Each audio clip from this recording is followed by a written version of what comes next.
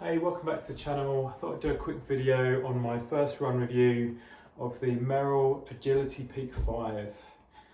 Now, just a few specs, just so you know what we're dealing with here. This is a pretty cushioned shoe with very aggressive lug pattern, and it's sort of supposed to be renowned for its comfort and over long distances.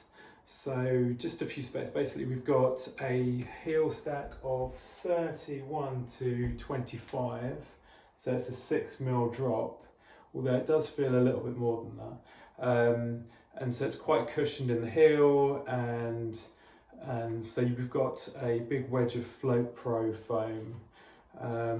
We've got 5mm aggressive lug pattern, the Vibram traction lugs they're called, and it's also got these grooves, these sort of flex grooves for when it flexes, which also makes it feel like it's even slightly deeper lug pattern, so it adds about a mil or something on top of that, which is all good for the sort of winter months.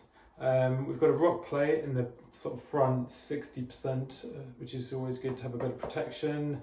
And what else? It's got like gaiter attachments, which I don't personally use. It's got a pull tab, and this is a UK 8.5, and it comes in at 278 grams, which is not bad for this type of shoe, especially with that sort of depth of lug pattern. The tongue is pretty comfortable. It's got this wrap around here, same sort of material. They call it SBR with mesh around it, which helps sort of moisture control, and that's pretty much fully gusseted. There's a removable footbed and sort of standard sort of laces, which are kind of like hiking laces. So anything else? It's sort of mesh like upper with a toe bumper, that the TPU overlays that comes all the way around, which sort of helps keep some of the water out and gives you a bit more protection.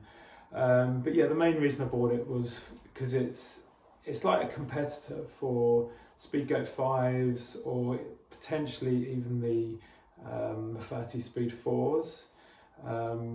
Now, first run review was 14.5 miles, and it was just shy of 2,000 feet of climb over forest, so a lot of it was boggy and muddy, so I really needed these traction lugs and the depth of them really, and that sort of lug pattern literally gives you so much grip and confidence.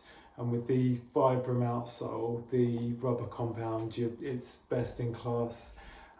So you get a lot for your money here. I mean, I got these reduced, I think, for about 80 something pounds. They're usually 140, which is pretty damn good for a Vibram outsole for winter months, and also with a rock plate as well, which the Mafati and the the Speedgoat don't have. So having a rock plate is nice for when you obviously to protect your forefoot. So what was the ride like? It was immediately step and feel. It was comfortable. It's a very comfortable shoe. And I know on some other reviews they were saying about things like a slight bit of heel slippage, so I made sure that I got a really good lockdown with the lacing. I wore standard socks, so I wasn't wearing waterproof socks or anything like that. And it was fine. It was nice to be able to go down by half a size. It's always nice to have a bit of weight savings. One thing I did notice though was when I took them off at the end, there was quite a lot of mud sort of stuck in between. They're such good grips, but sometimes the mud doesn't shed as well as it should do, so that obviously could potentially add a bit of extra weight. But I think that's what happens when you get this sort of shape of lugs where they're quite sort of vertical there. It grips so well, sometimes it can keep hold of the mud a little bit. But I was trying to stay off roads to protect the lugs, because yeah, it's these sorts of shoes, they're for winter use, and you need to preserve those lug depth for the muddy use around England. They were comfy for hiking up the hills. I mean, I was taking it easy because I did a speed session the day before yesterday's run, so my legs were a little bit fatigued. So I was just like tick the box, get the miles in, do like 14 or something miles. So yeah, no, they're okay. I mean, I was happy with them. I would say that they are very similar to the Speedgoat 5s, but you do get that extra rock plate, which is good, and I think you get better grip, which is the main reason I bought them. You could feel the drop. It almost felt like more than 6mm drop, because it kind of helps roll you onto your forefoot and keeps that gait cycle going.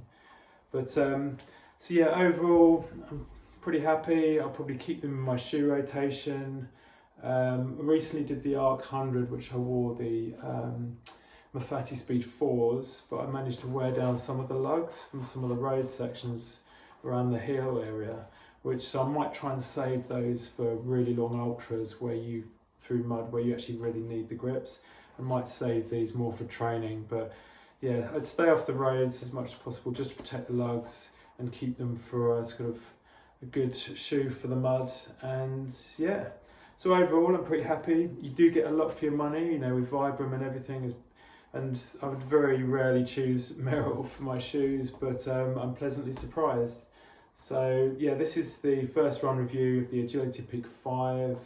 I should also say the pace for that run, it was an average of about 9-minute miles or something with that amount of climb, so it wasn't fast, but it was good enough to test the shoe. And so yeah, I can't really comment on durability at this stage, but build quality seems pretty good.